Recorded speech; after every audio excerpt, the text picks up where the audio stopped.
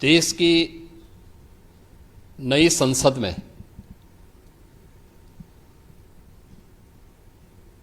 माननीय वित्त मंत्री जी ने देश का आम बजट प्रस्तुत किया है। यह बजट सर्वस्पर्शी, सर्वसमावेशी, विकासोन्मुख 140 करोड़ भारतवासियों की आशा, आकांक्षा और अमृत काल के संकल्पों को पूरा करने वाला सिद्ध होगा। आम बजट 2024-25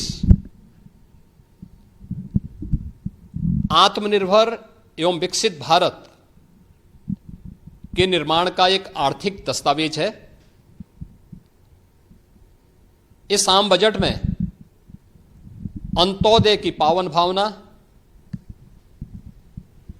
विकास की असीम संभावना और नवोन्मेष की नवदृष्टि है। इस आम बजट में अन्नदाता किसानों की समृद्धि के लिए 1,52,000 करोड़ रुपए, कृषि और सहायक सेक्टर के लिए, महिला सशक्तिकरण के लिए 3 लाख करोड़ रुपए से अधिक का प्रावधान किया गया है। स्वाभाविक रूप से आधी आबादी, देश के सबसे बड़े राज्य उत्तर प्रदेश की आधी आबादी इससे सर्वाधिक लाभान्वित होने वाली है, और खासतौर पर तब जब उत्तर प्रदेश 2020 से ही मिशन शक्ति के कार्यक्रम को प्रभावी ढंग से यहां पर जमीनी धरातल पर उतार रहा है। सर्वाधिक अन्नदाता किसान उत्तर प्रदेश के अंदर निवास कर रहा है। उन अन्नदाता किसानों की समृद्धि में आज संसद में प्रस्तुत आम बजट बड़ी भूमिका का निर्वहन करने वाला है।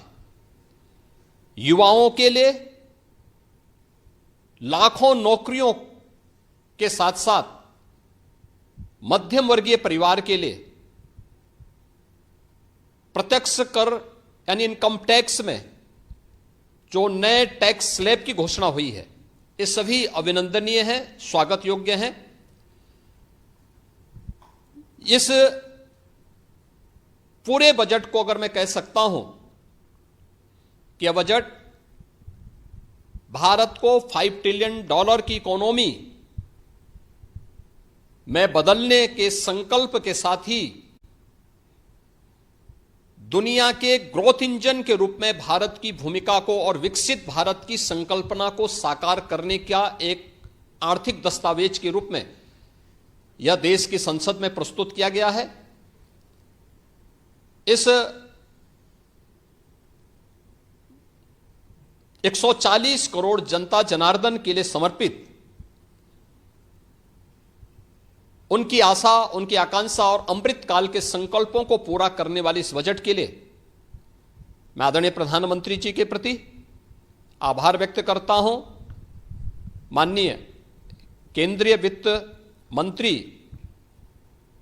माननीय श्रीमती निर्मला सीतारमण जी को और उनकी पूरी टीम का मैं अभिनंदन करता हूं। मध्यम वर्ग को राहत देने की उसको लेके क्या? देखिए, मध्यम वर्गीय परिवार में टैक्स के बारे में सबसे बड़ी छूट आज उपलब्ध हुई है, और यह लंबे वर्ष समय से यह मांग चली आ रही थी। 3 लाख तक के प्रत्यक्ष कर यानी इनकम टैक्स में कोई भी टैक्स नहीं लगेगा। इसके साथ साथ अन्य जो स्लैब भी दिए गए हैं वे काफी राहत भरे हैं।